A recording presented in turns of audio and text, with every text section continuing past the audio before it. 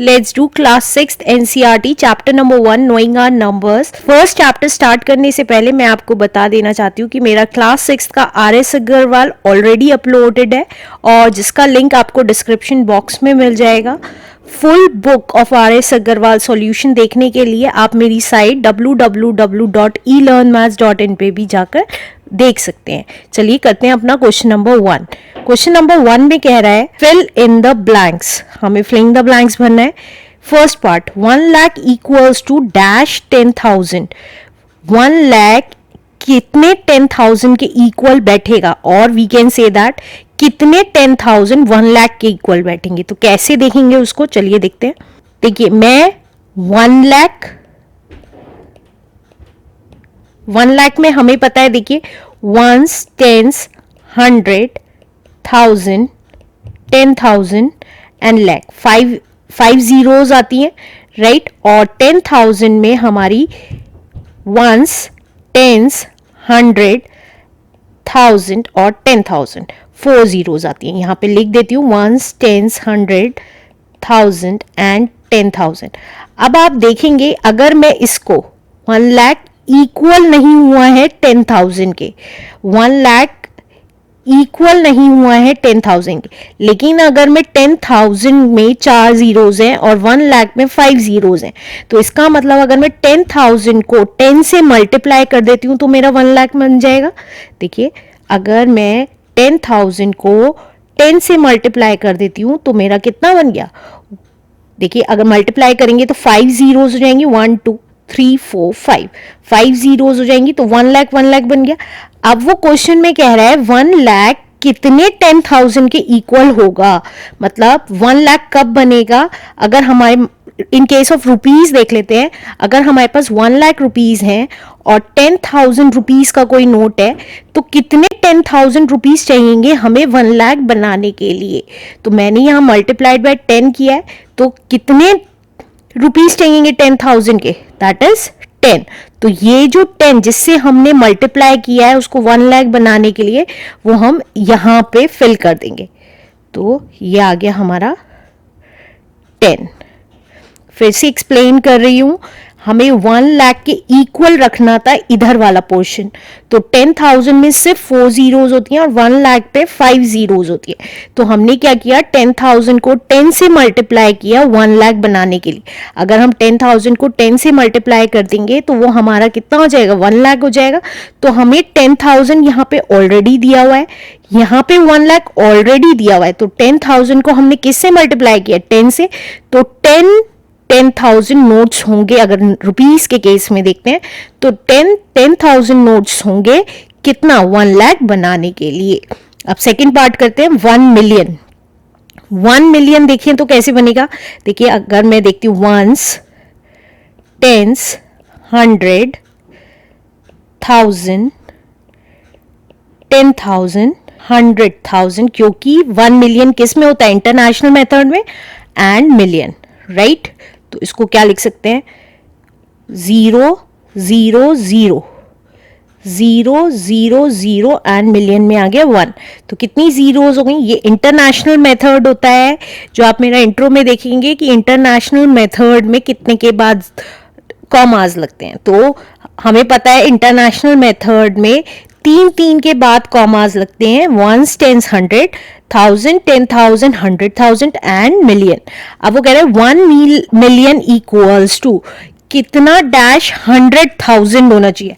100,000 कैसे लिखेंगे, देखिए 100,000 लिखना है हमें, तो 100 और 1000 में 3 जीरो होती है, तो 100 हो गया और 1000 हो गया.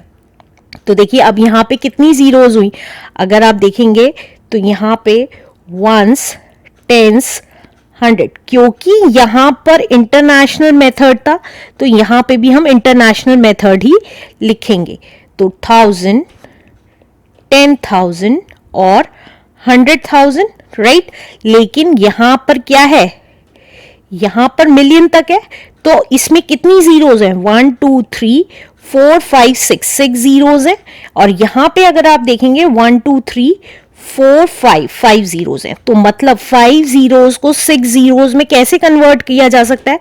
अगर हम इसको मल्टीप्लाइड बाय 10 कर दें, तो अगर मैं इसको 100,000 को अगर मैं 10 से मल्टीप्लाई कर देती हूं तो हमारा कितना आ जाएगा? 1 मिलियन हो जाएगा, 6 जीरोज इक्वल आ जाएंगी। तो देखिए ये 100,000 ऑलरेडी यहां था, 1 मिलियन ऑलरेडी यहां था, तो हमने इसको किससे मल्टीप्लाई किया? 10 से। तो हमने यहां पे क्या लिख दिया? 10। तो हमें 1 मिलियन का 100,000 बनाने के लिए 10 100,000 चाहिएंगे। अब let's do third part now. Third part के लिए let's do third part now. Third part is 1 crore equals to dash 10 lakh. 1 crore बनाने के लिए हमें कितने 10 लाख लेने पड़ेंगे ये बताना है हमें। तो कैसे करेंगे? देखिए 1 करोड़ के लिए हमें पता है ones, tens, 100, 1000, 10,000, lakh, 10 lakh and crore, ये आता है। तो देखिए, तो यहाँ पे जीरोज आ गई सारी और करोड़ के नीचे हमारा 1 आ गया। ये हमें ऑलरेडी पता है, ये हम पास्ट क्लासेस में ऑलरेडी पढ़ चुके हैं। और ये क्योंकि करोड़ है, इंडियन मेथड है, तो पहले हमारा 3 के बाद कॉमा लगता है और फिर 2 के बाद कॉमा लगता है, राइट। अब हमें 1 crore equals to 10 lakh dash 10 lakhs, तो इक्वल्स टू लैक्स में देखना है। तो देखिए दोनों इंडियन मेथड ही चलेंगे। तो ones, tens, 100, 1000, 10,000, lakhs and 10 lakhs, right. तो अब यहाँ पे 0 0 आ जाएंगे सब जगह और 10 lakhs में हमारा 1 आ जाएगा। तो क्योंकि इंडियन मेथड है तो पहले 3 के बाद कॉमा लगा, फिर 2 के बाद। अब वो कह रहा है 1 करोड़, 1 करोड़ ये हुआ, कितनी जीरोज हुई 1 करोड़ में? 1 2 3 4 5 6 7, 7 जीरोज हो गई 1 करोड़ में, इक्वल टू 10 लैक्स। 10 लैक्स ये हुआ, 10 लैक्स में कितनी जीरोज हो गई? 1 2 3 4 5 6, 6 जीरोज हुई। यहाँ पे हमारी 7 जीरोज है और यहाँ पे हमारी 6 जीरोज है। तो अगर मैं 1 करोड़ को अगर 10 लाख लिखती हूँ तो 10 लाख को 1 करोड़ कब बना सकती हूँ? अगर मैं इसमें कितनी जीरोस थी हमने देखा था? 6 जीरोस और इधर 7। तो 6 जीरोस को 7 जीरोस कब बना सकते हैं? जब आप इसको मल्टीप्लाइड बाय 10 कर देंगे। तो इसका मतलब क्या हुआ? हमारे 1 करोड़ बनाने के लिए 10 लाख्स को अगर हम 10 से मल्टीप्लाई कर देंगे तो हमारा क्या हो जाएगा? 1 करोड़ हो जाएगा। तो यहाँ पे ब्लैंक में हम क्या लिख सकते हैं? अगर इन रेस्पेक्ट ऑफ रुपीज देखें तो इस ब्लैंक में हम ये वाली वैल्यू जिससे हम मल्टीप्लाई करते हैं वो वाली वैल्यू लिखनी होती है यहाँ पे, राइट। तो इसका मतलब यहाँ 10 है तो हम यहाँ क्या लिख देंगे? 10। इन रिस्पेक्ट ऑफ रुपीज देखें तो कितने 10 लाख तक नोट्स हमें चाहिए? अगर एक केस है, मान लीजिए एक ब्रीफ केस लेते हैं और उसमें एक में 10 लाख रुपीज लिखते हैं, तो ऐसे कितने ब्रीफ केसेस चाहिएंगे? तो देखिए हमें जितना यहाँ पे मल्टीप्लाई किए उतने ही केसेस चाहिएंगे, ब्रीफ केस चाहिएंगे। तो देखिए 10 लाख्स के हमें 10 ब्रीफ केसेस चाहिएंगे। अगर आप इन सबको ऐड करेंगे तो आपका यही 1 करोड़ आएगा। तो इसलिए हमें यहाँ जिससे मल्टीप्लाई किया है उसको इस ब्लैंक में भरना होगा। तो हमें पता चल गया 1 crore is equals to 10 lakhs, right. अब नेक्स्ट करते हैं। Next is 1 crore is equals to dash million. देखिए यहाँ पे करोड़ ये इंडियन मेथड है और हमें इंटरनेशनल मेथड में बताना है कि कितना आएगा। तो देखिए 1 करोड़, 1 करोड़ फिर से वंस, टेंस, 100, 1000, 10,000, इंडियन मेथड है तो लाख, 10 लाख एंड करोड़। तो ये कितना आ गया? देखिए 1 और बाकी आगे के जीरोस लग गए और इंडियन मेथड था तो पहले 3 और फिर 2 के बाद कॉमा लग गया। Equals to dash million. Million के लिए देखिए क्या होगा? Ones, tens, 100, 1000, 10,000, 100,000 and million. तो यहाँ पे कैसे लिखेंगे, देखिए 1 मिलियन के नीचे आएगा और बाकी सारे जीरोस लग जाएंगे। तो ये पहला 3 के बाद फिर 3 के बाद। तो अगर आप देखेंगे यहाँ पे कितनी जीरोस है, 1 2 3 4 5 6 7, और मिलियन के लिए कितनी जीरोस है, 1 2 3 4 5 6। तो यहाँ 7 जीरोस है और यहाँ 6 जीरोस है।